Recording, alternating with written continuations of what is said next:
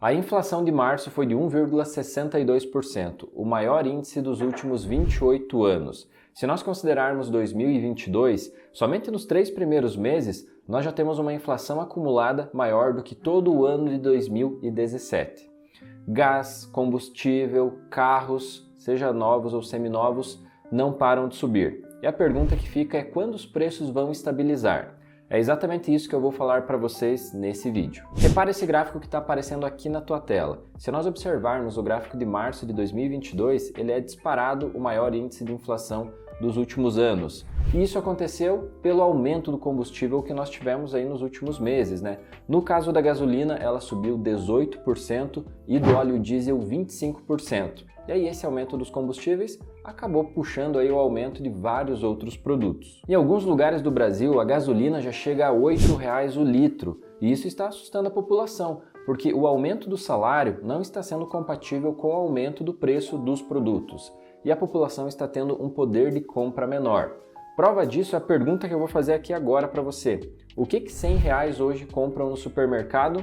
Provavelmente você vai sair no máximo com uma ou duas sacolinhas. Mas antes de nós sabermos quando os preços vão começar a baixar, lembra de já deixar o like nesse vídeo e, claro, confere se você já está inscrito no canal. Se você não está inscrito, se inscreve, ativa os sininhos das notificações para sempre você ser avisado dos nossos próximos vídeos e cada vez continuar aprendendo a ganhar mais, gastar bem e investir melhor. E vale aqui destacar o porquê que começou todo esse descontrole dos preços e esses aumentos aí repentinos. Bem, tudo isso começou com a pandemia. Como todo mundo sabe, alguns setores foram diretamente afetados e tiveram setores que literalmente foram fechados e bloqueados durante a pandemia. Exemplo, setor de turismo e setor de aviação. Nós começamos a ter, por decorrência da pandemia, um descompasso da oferta de produtos e do próprio consumo. E esse descompasso também aconteceu nas matérias-primas de vários produtos. E com todo esse descompasso, dando um exemplo aqui para vocês, podemos citar o petróleo. Ele chegou na sua mínima histórica no valor do barril. Em contrapartida, nós tínhamos outras matérias-primas, como por exemplo o minério de ferro e semicondutores, que estavam subindo seus preços sem parar. E depois que se passaram os lockdowns, os fechamentos das economias, esse descompasso continuou, pois aí o consumo voltou ao normal, porém a oferta dessas matérias-primas ainda não havia retomado ao que era antes da pandemia. Então automaticamente nós começamos a ter uma falta de matéria-prima e no momento que algo falta, automaticamente isso fica mais caro. Outro fator que ajudou nesse aumento de preços foi a cotação do dólar. Como todo mundo sabe, durante a pandemia, o dólar chegou a bater praticamente 5,80, chegou a quase R$6. E a maioria dos produtos que nós consumimos, em algum ponto da cadeia produtiva, ele tem algo que é dolarizado. Então isso fez com que vários produtos subissem de preço simplesmente pelo fato do dólar ter se valorizado. E depois que tudo parecia voltar ao normal, que nós teríamos um mundo como era antes de 2020, né, já com todo mundo vacinado, as fronteiras se abrindo, todo mundo podendo viajar e consumir, aí nós sofremos o risco de uma possível guerra, inclusive mundial, né? A Rússia invadiu a Ucrânia, ficou todo o medo que outras potências acabassem entrando nesse conflito, o que iria ocasionar uma grande guerra. Então toda essa instabilidade também trouxe vários pontos importantes que eu vou trazer agora nas economias que acabou pesando no aumento dos produtos. Por decorrência dessa guerra com a Ucrânia, a Rússia sofreu várias sanções.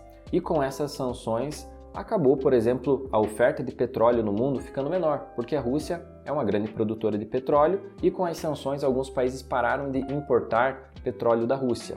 Com uma oferta menor no mercado, automaticamente os preços tendem a subir. Esse é o motivo que, por exemplo, a nossa gasolina e o nosso óleo diesel subiram tanto nos últimos meses, por decorrência desse conflito que fez com que alguns milhões de barris de petróleo saíssem aí do mercado e automaticamente os preços subiram porque a Rússia sofreu várias sanções. Sem falar que, se falando de Rússia e Ucrânia, eles são grandes produtores de trigo, de cevada, agrotóxicos e fertilizantes. Então, como eles estão em guerra, automaticamente esses produtos pararam de ser ofertados ao mercado e todos esses produtos tiveram um aumento nos seus preços. E no nosso dia a dia nós vemos esses aumentos em vários setores. Por exemplo, olha só, esse automóvel Gol, um carro 0 km, em janeiro ele custava R$69 mil e agora em abril ele custa R$72 mil, ou seja, 3 meses depois um automóvel aí de entrada popular subiu aproximadamente R$3.000. E outros produtos também tiveram uma disparada nos seus preços. Vamos aqui a eles. No caso da cenoura, ela teve um aumento de 166%, do tomate 95%, do café 65% de reajuste, óleo diesel 46%, gás de botijão, gás de cozinha 30% e a energia elétrica 29% de reajuste. E até aproveita e comenta aqui, qual foi o item que você mais sentiu que subiu de preço no seu orçamento? Deixa nos comentários aqui que nós queremos saber essa resposta aí de vocês. E agora a pergunta que não quer calar, mas quando que nós vamos ver esses preços baixarem? Quando que nós vamos ver esses preços voltarem ao que eles eram um dia? E sendo bem direto aqui, pessoal, na real em 2022 nós não teremos reduções de preços. Na real nós vamos ter provavelmente uma estabilização dos preços, ou seja, um controle desses aumentos, para aí as próximas decisões que forem tomadas economicamente possam trazer uma redução dos preços para o nosso próximo ano. E isso que eu estou trazendo aqui para vocês, uma opinião já otimista, ou seja, de estabilização em 2022 para o controle dos preços e redução em 2023. E isso veio acontecendo, esses aumentos desenfreados, porque nós saímos de um grande problema e entramos em outro, né? Saímos de uma pandemia e entramos num risco de guerra. E agora o nosso Banco Central está trabalhando para tentar controlar esses preços e controlar a nossa inflação. Ele está subindo a nossa taxa Selic, que nesse momento que eu gravo ela está em 11,75. Se compararmos a um ano atrás, nossa taxa Selic está praticamente 6 vezes maior do que estava.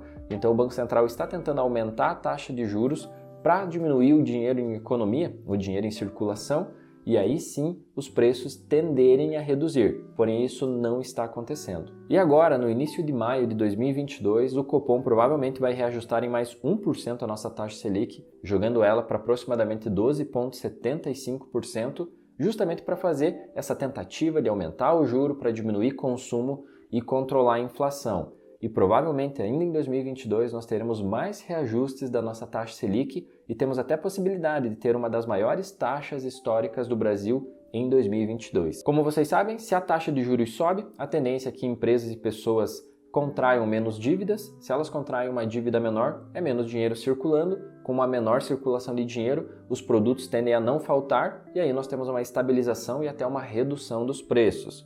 É assim que funciona na teoria, porque na prática a nossa taxa Selic está subindo e a inflação não para de subir. Exemplo disso foi março agora desse ano, que nós tivemos o maior índice de inflação mensal dos últimos 28 anos, mesmo com uma taxa Selic de 11,75%. E na real, pessoal, em 2022 nós não teremos nenhuma grande mudança política ou alguma mudança econômica, porque 2022 é um ano eleitoral, então é um ano que tende as decisões a serem mais tranquilas, e aí sim, depois que tudo se resolver das eleições, aí provavelmente quem ganhar as eleições vai tomar uma estratégia de médio e longo prazo, e aí nós podemos ter atitudes um pouco mais significativas para realmente aí nós termos o início do controle dessa inflação. Por isso, não crie expectativa que os preços vão melhorar em 2022. A tendência, como nós vamos ter um ano com vários eventos internos, aqui instabilidades políticas, a tendência é que os preços acabem se mantendo. Se tudo der certo e nós não tivermos nenhum evento externo que atrapalhe o Brasil, provavelmente 2023 vai ser um ano que aí sim nós vamos poder observar uma redução no custo de vida do brasileiro em decorrência dessas atitudes que estão sendo tomadas agora, e aí sim nós teremos uma redução do consumo, automaticamente os preços começam a se controlar, mas isso vai ser lá para 2023. E esperamos que em breve esse conflito lá na Europa se resolva, que nenhum vírus mais apareça aí no mundo, e se isso acontecer com a guerra sendo resolvida e também com nenhum problema externo, a tendência é que em 2023, aí, com essas atitudes que o governo já está tomando, de taxa de juros mais alta, provavelmente não tendo nenhuma decorrência ou interferência externa, aí sim, na questão de 6 meses, nós já possamos começar a observar uma melhora no custo de vida do brasileiro. E comenta aqui, você acha que tudo vai voltar ao que era antes? Você acha que o preço da gasolina vai voltar ao que era antes de 2020, o preço do supermercado? Ou você acha que não, só vai dar uma melhoradinha, mas ainda assim vai ficar mais alto do que era há um ano atrás, antes de começar toda essa disparada de preços? Deixa aqui nos comentários. Pessoal, lembra que no nosso Instagram tem conteúdo diário, então lembra de nos seguir lá que você vai aprender muito. E claro, se você quer continuar aprendendo, aqui do lado tem mais sugestões de vídeo. Nos vemos numa próxima.